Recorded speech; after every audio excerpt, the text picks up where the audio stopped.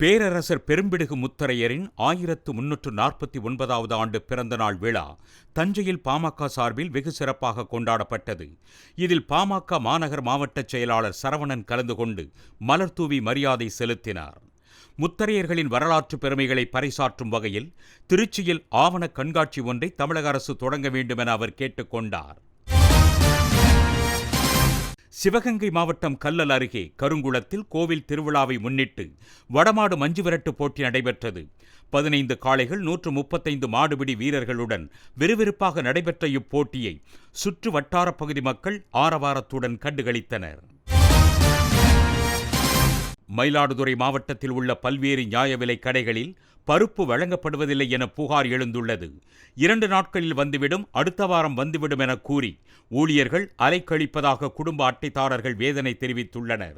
அதே நேரத்தில் தேர்தல் நடத்தை விதிகள் நடைமுறையில் உள்ளதால் ஊர்திகளில் பொருட்களை ஏற்றி வருவதிலும் ஒப்பந்தம் போடுவதிலும் கால தாமதம் ஏற்படுவதாக மாவட்ட வட்ட வழங்கல் துறையினர் விளக்கம் அளித்துள்ளனர். திருப்பூர் மாவட்டம் உடுமலை அருகே செல்வபுரம் பகுதியில் உள்ள புத்த தம்மம் அறிவு திருக்கோவிலில் புத்த பூர்ணிமா விழா வெகு சிறப்பாக நடைபெற்றது.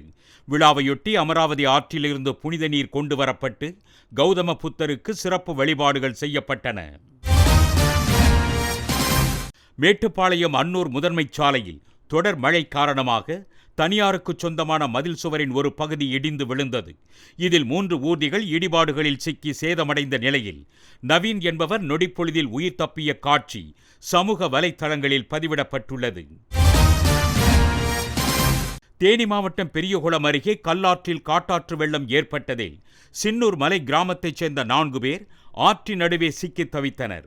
இதைத் தொடர்ந்து தீயணைப்புத் துறையினர் 2 மணி நேரம் போராடி அவர்களை கயிறு கட்டி மீட்டனர்.